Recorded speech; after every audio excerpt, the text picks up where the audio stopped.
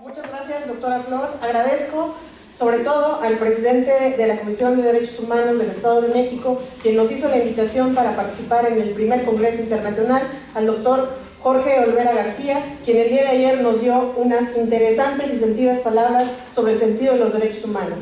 Darle sentido al discurso jurídico y que permee en la situación de violentación de derechos humanos que vivimos en nuestro país. Asimismo, quiero agradecer personalmente a la doctora Alma Regina Dávila Sámano, quien ha sido la organizadora y creadora de todo este congreso que vemos, así como al doctor Enrique Uribe Zárate, quien es un afamado constitucionalista que nos ha dado un proyecto metodológico para los trabajos que se han presentado durante estos 2 días.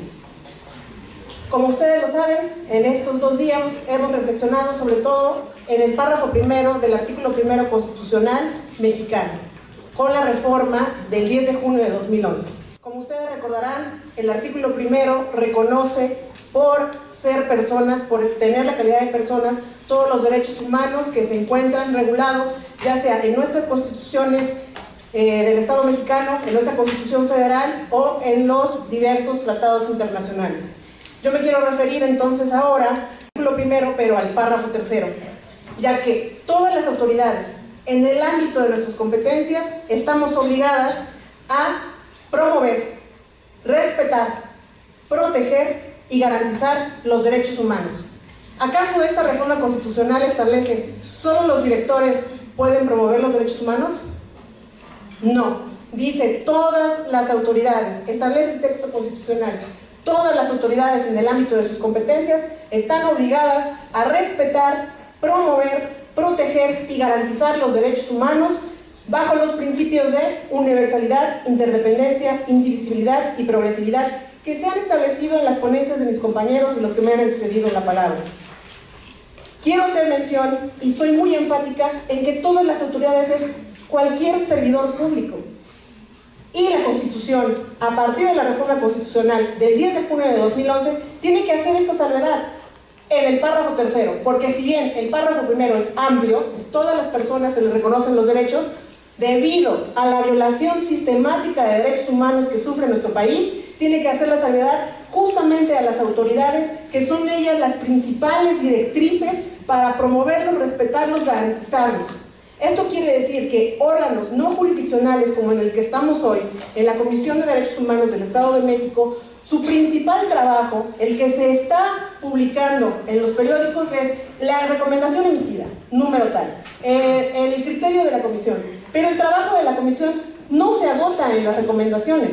Para que un caso llegue a una recomendación, es que ha pasado pasos importantes en donde se pudo haber solucionado la presunta violación a derechos humanos. Y no solamente establece recomendaciones, sino genera diagnósticos, establece resultados, proyectos de acción, planteamientos que se dejan de lado en este discurso jurídico de que las comisiones solamente establecen recomendaciones. Todos tenemos acceso a los diagnósticos de las comisiones estatales y de la Comisión Nacional de Derechos Humanos en casos de desaparición forzada, en situación penitenciaria, en caso de equidad de género, en caso de violaciones sistemáticas que tenemos en nuestro país. Entonces, hay que recordar que no solamente las recomendaciones es el trabajo que se ve de las comisiones y de los organismos no gubernamentales, entre los que también podemos mencionar Profeco, Profedet, etc. Hay que recordar que este trabajo también es de diagnóstico que nos sirve para generar políticas públicas que tiendan a minorar el terrible problema de violencia que vivimos en nuestro país. En consecuencia, me gustaría mencionar ahora el párrafo cuarto del artículo primero constitucional, que el Estado, es obligación también del Estado prevenir, investigar, sancionar y reparar las violaciones a derechos humanos, a través de todo este trabajo metodológico que es el diagnóstico, el análisis de caso y que finaliza en la recomendación, pero que no se agota ahí todos los casos que conocen las comisiones, sino que muchas de ellas se pueden solucionar en pasos previos, ya sea por alguna transacción o conciliación. Eso es el trabajo que yo creo que se ha visto invisibilizado. Sé que no debo abusar del tiempo, y sobre el específico, el caso de la desaparición forzada en México, tenemos que dentro del Sistema Universal de Protección de Derechos Humanos se decretaron cuáles son crímenes de lesa humanidad. Y es increíble que todos y cada uno de estos se lleven a cabo en lo amplio que es nuestro territorio. Es asesinato, exterminio por razón étnico, esclavitud, deportación, traslado forzoso de población, encarcelación, privación grave de la libertad, tortura, prostitución forzada, embarazo forzado, esterilización forzada o cualquier otra forma de violencia sexual de gravedad comparable a la persecución de un grupo o una colectividad, ya sea por motivos étnicos o raciales, culturales o religiosos. Y todos y cada uno de estos casos tienen un nombre como los 43 de Ayotzinapa, tienen un nombre como Tlatlaya, tienen un nombre como los 73 migrantes de San Fernando. Todos estos casos los tenemos en México. El caso más reciente de desaparición forzada lo tuvimos el 26 de septiembre de 2014 en Iguala, Guerrero, fecha de la desaparición forzada de los 43 estudiantes de la Normal Rural Isidro Burgos de Ayotzinapa, quienes fueron detenidos por elementos de la Policía Municipal de esta entidad cuando se dirigían a la Ciudad de México para conmemorar la matanza estudiantil de 1968. La reacción de la policía fue negar la desaparición forzada, hacer largo el procedimiento y finalmente estalló en la protesta social de lo que todos fuimos testigos. ¿Cuáles van a ser los elementos de la desaparición forzada? Tenemos que es un grupo vulnerable al que personas en calidad de autoridades o que no tengan la calidad obligatoria de autoridades privan de la libertad por un periodo indeterminado y le niegan el conocimiento de su paradero a sus familiares o conocidos. Se presume que una desaparición forzada va a terminar en un homicidio. Sin embargo, no tenemos la certeza de que concluya así porque no tenemos un cuerpo. Eso quiere decir que va a ser un delito continuado desde el día de la desaparición hasta el día de hoy, porque su familia siempre tendrá la esperanza de encontrarlo vivo. Esto quiere decir que no se agota el día de la desaparición forzada. Comienza desde el 2014 hasta el día de hoy en el 2018. Es un delito continuado. En este sentido, me gustaría mencionar que tenemos una formalización del discurso publicitario en donde hace una distinción entre víctimas buenas y víctimas malas. ¿Qué quiere decir esto? Si los estudiantes hubieran sido buenos estudiantes, hubieran estado en su casa, no hubieran estado tomando camiones, estando haciendo destrozos y por eso los desaparecieron. ¿Acaso este es un discurso válido en materia de derechos humanos? No, porque aún siendo un asesino, el peor de los delincuentes, tiene derecho al acceso a la justicia y a un debido proceso.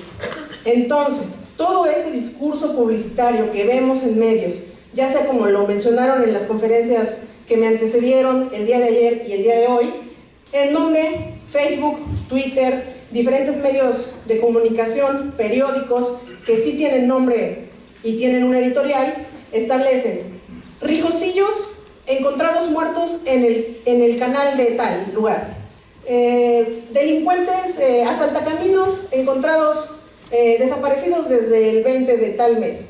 Entonces todo este discurso jurídico, todo este discurso publicitario que no refiere a un discurso jurídico, hace una diferencia entre madre encontrada fallecida al lado de sus hijos. Tenemos otro, prostituta encontrada en un terreno baldío. Y para la definición de prostituta tenemos 20 sinónimos. Para delincuente tenemos 20 sinónimos. Y estos adjetivos con los que se publican las desapariciones y los homicidios hacen crear que hay víctimas buenas y víctimas malas. Víctimas que no merecen el delito que sufrieron y víctimas malas que sí merecen el delito que sufrieron.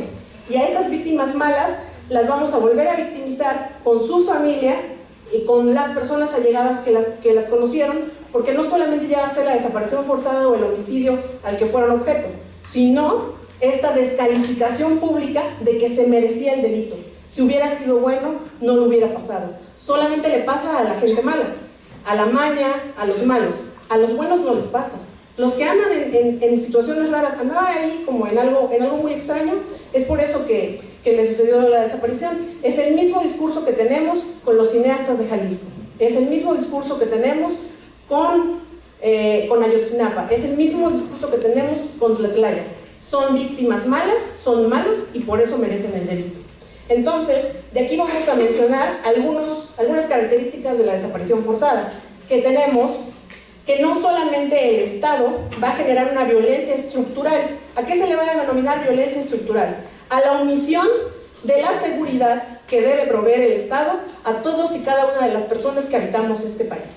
Esta omisión es una primera violación, pero ahora tenemos la desaparición forzada, que no es una omisión, sino una acción por parte de las autoridades, un agente activo, de desaparecer, ya sea entregándolos ellos mismos a miembros del crimen organizado, o bien del crimen organizado entregándolos a la policía sin encontrar algún dato que nos indique si sí falleció certeramente, no falleció o dónde se encuentra. Siempre vamos a estar en la indefinición. En realidad no vamos a saber con certeza, es que sí los quemaron, no tenemos un cuerpo, no existe, jurídicamente no es demostrable el homicidio. Es demostrable el homicidio de uno de los 73, pero no del resto de los 72. Entonces hay que establecer estas diferencias básicas entre la violencia estructural que genera el Estado por omisión y la violencia activa que genera por la desaparición forzada por parte de servidores públicos, que como se los mencioné al principio de esta presentación. Artículo 1, párrafo 3. Todas las autoridades en el ámbito de sus competencias están obligadas a garantizar los derechos humanos. No solo a promoverlos, sino a garantizarlos.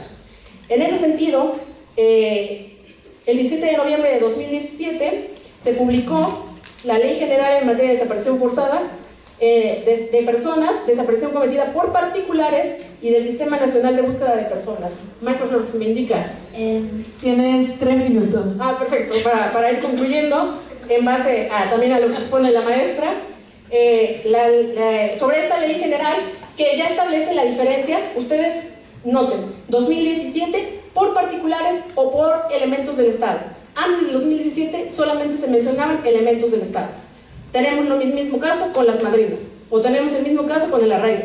No, es que yo no soy autoridad, no, luego entonces no es arraigo. Yo no soy autoridad, luego entonces yo no inferí lesiones. No, es autoridad todo aquel que se presuma como autoridad. Es en favor, pro persona de la víctima, lo más benéfico a la víctima, porque estos grupos del crimen organizado trabajan justamente porque el Estado les brinda las condiciones, esta violencia estructural de las que yo les menciono, para generar estas violaciones graves a derechos humanos.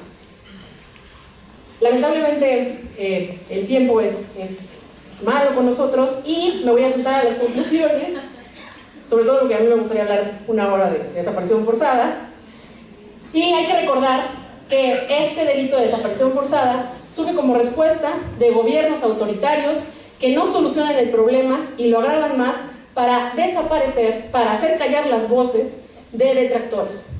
Es un instrumento que lo hace pasar a través de elementos que no son del Estado, ya sea por omisión o por acción, pero como no son autoridades, yo no voy a investigar esos delitos como si fuera responsabilidad estatal. No, desapariciones ejecutadas por particulares. Ya viene desde el 2017, ya no vamos a hablar de las otras, la legislación que le antecede, y la gravedad consiste en la falta de acceso a la justicia de la persona que está desaparecida, porque es una detención arbitraria, es desaparición forzada, es detención arbitraria, no puede acceder a las instituciones, es la negación del acceso a la justicia por parte de las víctimas que son sus familiares.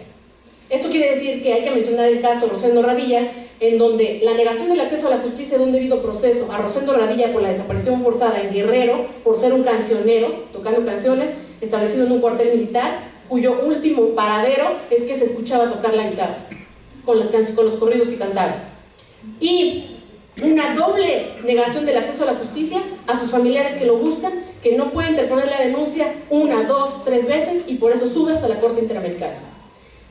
Y por otro lado, hay que recordar que el trabajo que realizan las organizaciones no gubernamentales, que no solamente, como lo mencioné, van a hacer las recomendaciones, sino todo este diagnóstico como numeralia negra, no numeralia real de instituciones, sino como una numeralia negra para establecer cuáles son las violaciones graves a derechos humanos que tenemos en México. Y, por último, agradecerle a la mesa y generar el debate. Entonces yo estoy aquí disponible por si quieren que les compartan mis datos para generar el debate y que agradecer a la Comisión Estatal de Derechos Humanos que aquí se hable de las violaciones graves a derechos humanos es una violación cuando la comete una autoridad. Yo no sé, licenciada, es que yo no sé qué es una violación a derechos humanos. Estas prerrogativas que tiene son por autoridad. Si no son por autoridad, es una violación a derechos humanos. Si está al arbitrio o bajo esta sombrilla que le da el Estado para generar estos delitos, podría llegar a ser una violación de derechos humanos. Si no, obviamente no lo va a hacer. Entonces hay que aclarar, ayer nos lo decían otros doctores, no se sabe qué son derechos humanos, tampoco se sabe qué es una violación a derechos humanos. Entra directo al discurso jurídico y no se establece, es violación ejercida por autoridades. Hay que recordarlo y por favor se los dejo que esto pasa y cualquiera de nosotros, en cualquier camino, en cualquier vacación que tomemos a Acapulco, a cualquier estado, no quiero estigmatizar Acapulco, cualquier carretera, cualquier calle que esté solitaria a las 3 de la tarde o a las 3 de la mañana, todos nosotros somos posibles víctimas de la desaparición forzada. Hay que entenderlo así y hay que analizar los spots publicitarios que establecen víctimas buenas y víctimas malas. Muchas gracias.